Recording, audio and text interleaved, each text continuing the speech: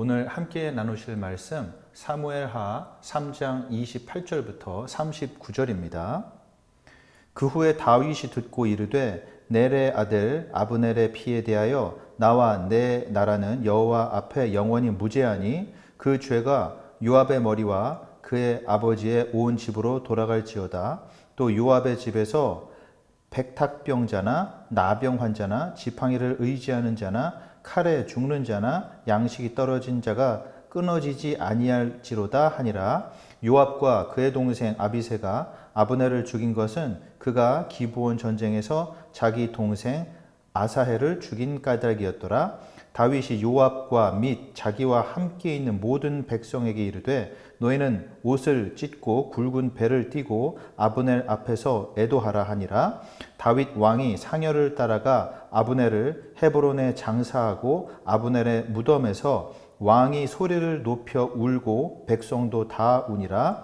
왕이 아브넬을 위하여 애가를 지어 이르되 아브넬의 죽음이 어찌하여 미련한 자의 죽음 같은고 내 손이 결박되지 아니하였고 내 발이 착고에 채이지 아니하였거늘 불의한 자식의 앞에 엎드려짐 같이 내가 엎드려졌도다 하매 온 백성이 다시 그를 슬퍼하여 우니라. 석양에 뭇 백성이 나와 다윗에게 음식을 권하니 다윗이 맹세하여 이르되 만일 내가 해지기 전에 떡이나 다른 모든 것을 맛보면 하나님이 내게 벌 위에 벌을 내리심이 마땅하니라 하매 온 백성이 보고 기뻐하며 왕이 무슨 일을 하든지 무리가 다 기뻐하므로 이날에야 온 백성과 온 이스라엘이 넬의 아들 아브넬을 죽인 것이 왕이 한 것이 아닌 줄을 아니라. 왕이 그의 신복에게 이르되 오늘 이스라엘의 지도자요 큰 인물이 죽은 것을 알지 못하느냐.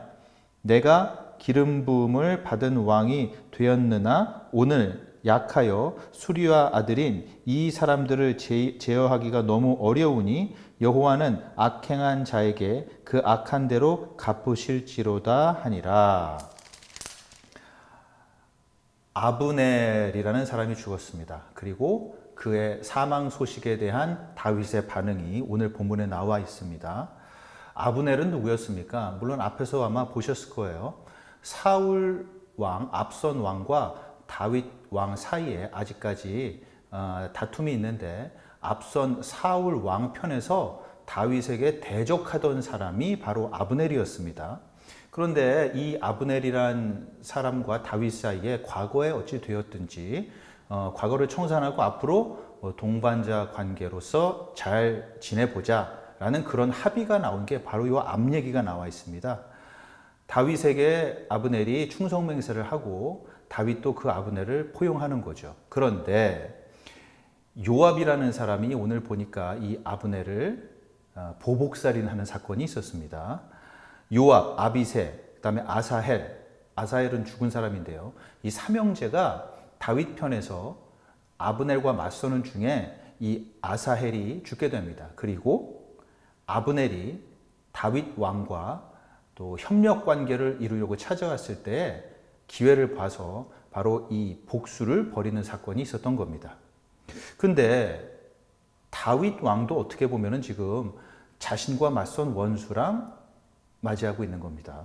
그리고 요압, 아비새, 물론 동생을 잃었지만 역시나 원수를 맞이하고 있는 거예요. 그런데 왜 한 사람은 이 원수와 앞날을 함께할 수 있는 준비와 자세, 마음가짐이 있었지만 왜 다른 한편에서는 그를 반드시 없애야만 했을까요? 우리는 아마 다윗의 행동을 용서라고 얘기할 수 있을 겁니다. 여러분, 성경에서 용서는 너무나 중요해요. 하나님께서 아들을 보내신 이유는 우리들을 용서하기 위함이었거든요. 여러분, 과연 용서란 뭘까요? 오늘 다윗의 행동을 통해서 배워볼 수 있는데, 먼저 용서는 내 화풀이가 없어요.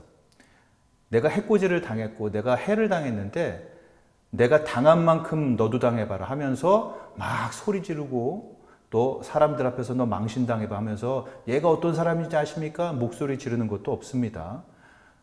내가 당했던 그 기분 나쁜 마음이 있거든. 너도 똑같이 한번 당해봐라. 이러면서 상대방의 마음을 칼퀴는 뭐 이런 행동도 없다는 거죠. 용서라는 것은 오늘 다윗의 그 행동을 봤을 때 보면은 이런 것들을 바라는 게 아니에요.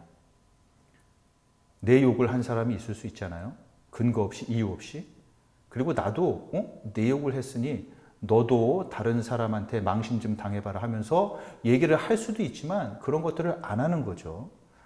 그리고 동시에 이 다윗은 아브넬이라는 사람을 어떤 이야기거리로 얘기하지 않아요. 이게 무슨 얘기냐면은 다른 사람들한테 아브넬과 있었던 일을 막 호소하면서 자기 편을 만들고 막 자기 감정의 위로를 얻으려고 하지 않습니다.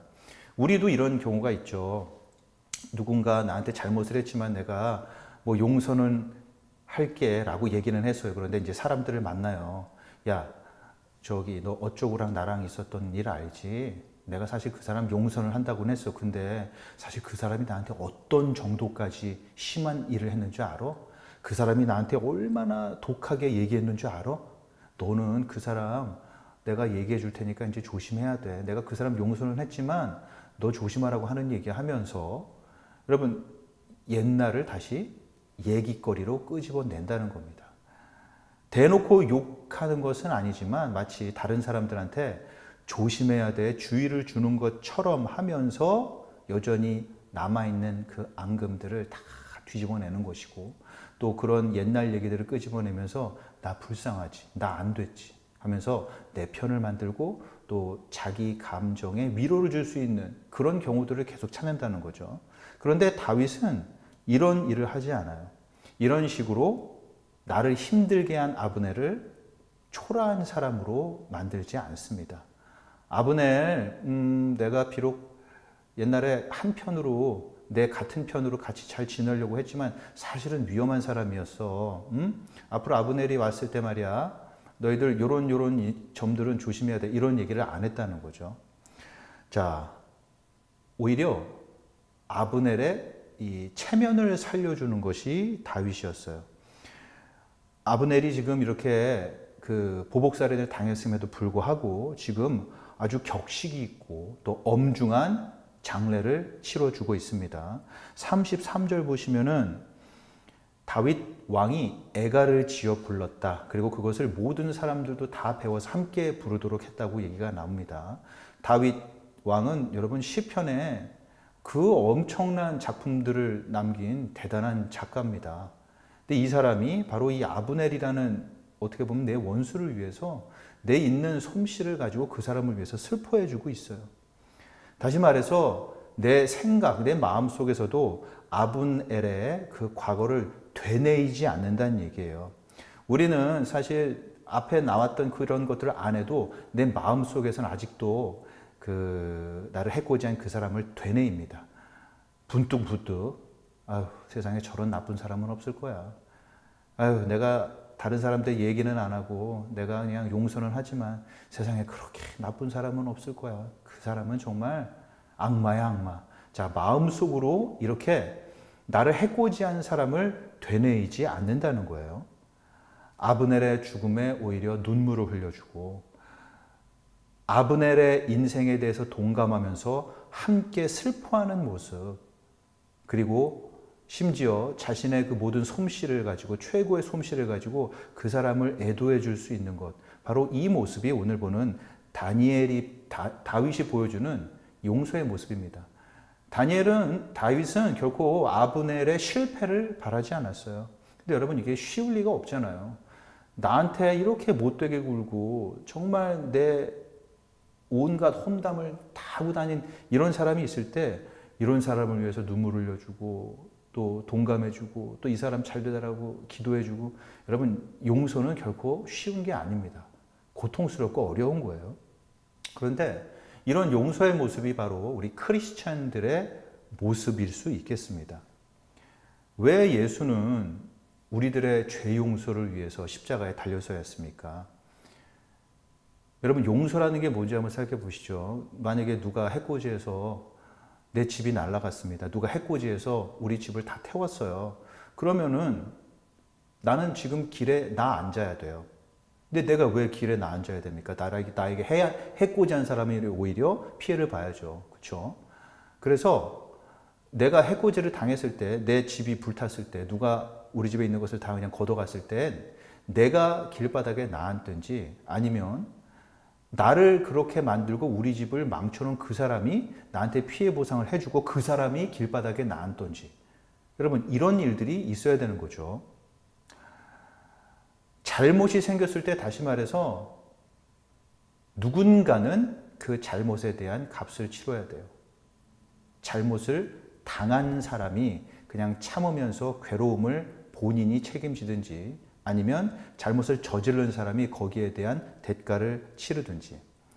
여러분, 십자가 예수께서는 그럼 과연 뭘 하신 겁니까? 왜 아담은 에덴 동산에서 쫓겨나게 되는 거죠?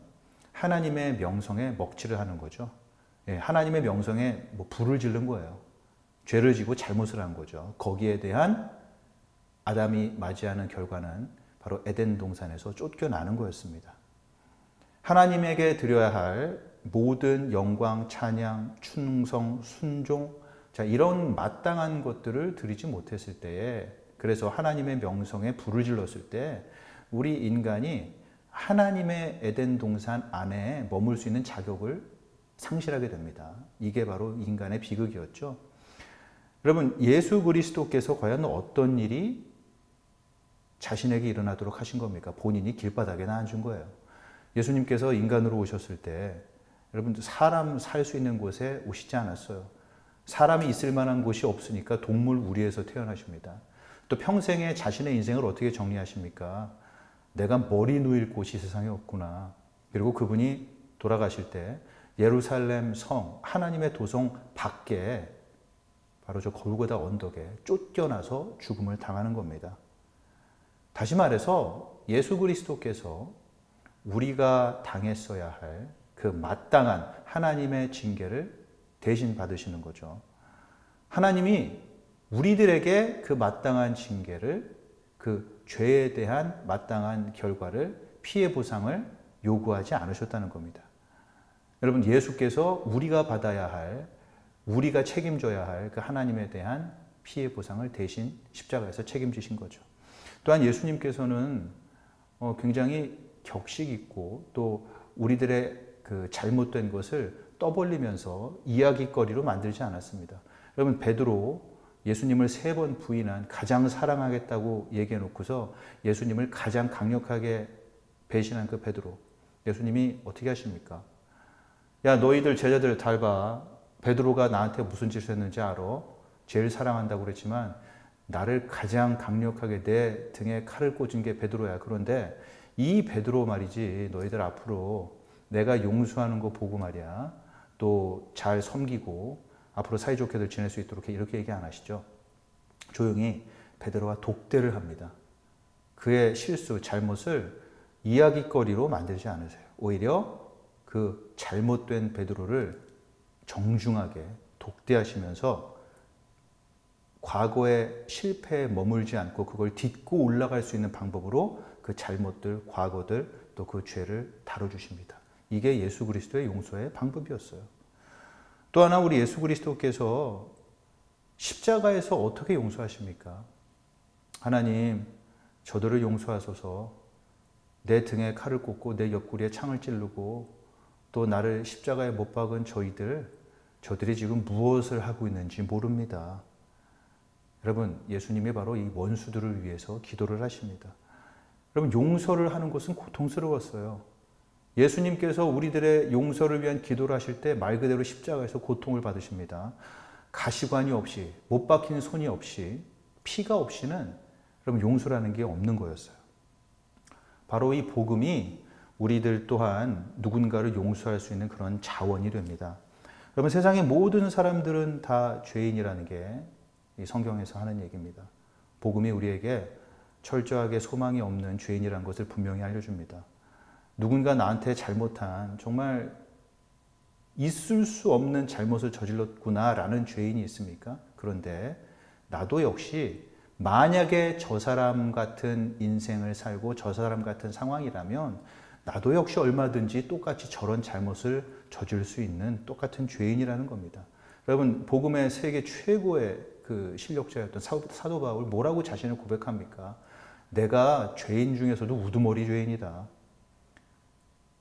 내가 세상에서 가장 악독한 죄인일 수도 있다는 겁니다.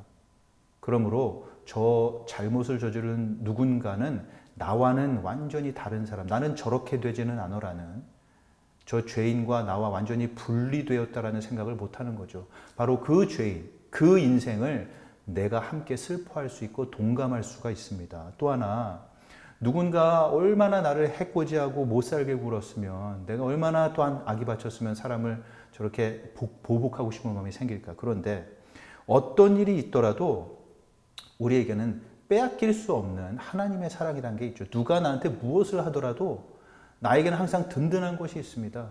내가 하나님의 자녀라는 사실은 결코 변할 수가 없는 겁니다.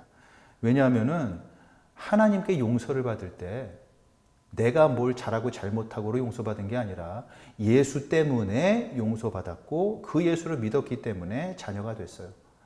나와는 상관없는 내 밖에서 일어난 일 때문에 내가 하나님 자녀 되고 용서를 받았기 때문에 내가 지금 무슨 일을 했건 혹은 누군가 나한테 어떤 해코지를 했건 여러분 내가 하나님의 자녀라는 것, 구원받았다라는 것, 천국 시민이라는 사실은 빼앗길 수가 없는 것입니다. 누가 나한테 무엇을 해서 내가 어떤 손해를 입었던지 나에게 정말 가장 중요한 이 사실은 절대 뺏길 수가 없다는 거죠. 이것이 가장 안전하게, 가장 소중하게 천국에 보관되어 있다는 것을 안다면, 그래서 내가 비록 어떤 것을 놓치고 또 빼앗기고 혹은 해를 당했을지라도 내가 이미 예수 안에서 얼마나 부유하고 풍성한 사람인지를 안다면 그것을 아는 만큼 더 빠르게 용서도 가능한 걸 거예요. 또한 39절을 보시면은 다윗이 여호와가 갚으신다라는 얘기를 해요. 세상에 어떤 일이라도 그냥 지나가는 일이 없습니다. 모든 죄는 다 심판을 받습니다. 그 죄를 진 당사자가 그 죄의 책임을 지든지 아니면 내가 저지른 죄를 나 대신 예수께서 책임을 지든지. 여러분, 용서는 어렵습니다. 그렇지만 예수 그리스도를 보시기 바랍니다. 여러분, 그 용서를 위해서 얼마나 예수 또한 고난을 받으셨습니까? 용서하기 위해서는 우리는 성장해야 되고 우리는 배워야 됩니다. 그리고 힘써야 돼요. 그리고 그 용서를 위한 유일한 자원은 예수 그리스도의 복음입니다. 그리고 예수께서 그 복음을 바탕으로 하여 우리에게 말씀하십니다. 원수도 사랑하라. 나 역시 저와 다를 바 없는 죄인입니다. 그렇지만 나에겐 뺏길 수 없는 하나님의 완벽한 사랑이 있습니다. 그리고 세상의 어떤 일이라도 반드시 심판을 받습니다. 여러분, 이런 복음이 주는 자원을 바탕으로 용서하고 화해하며 미래를 도모하는 삶 살 수 있기를 예수 그리스도의 이름으로 기도합니다. 기도하겠습니다. 우리 아버지 감사합니다.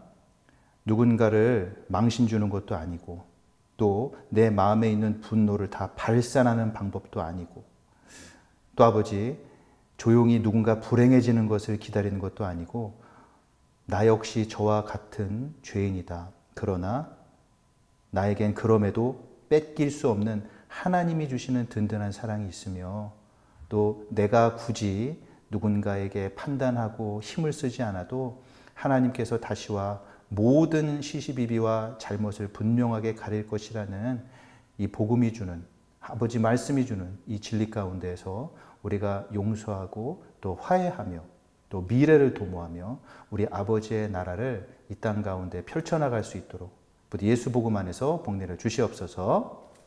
지금은 우리 주 예수 그리스도의 은혜와 하나님 아버지의 극진하신 사랑하심과 성령의 감화, 감동, 교통, 위로 충만케 하시는 은사가 다윗이 아브넬과 과거를 용서하고 미래를 내다봤던 것처럼 주변의 누구와도 과거의 것을 용서하고 앞날을 함께하고자 하는 함께 말씀을 나누는 모든 이들 위해 지금으로부터 영원토록 항상 함께 있을지어다. 아멘.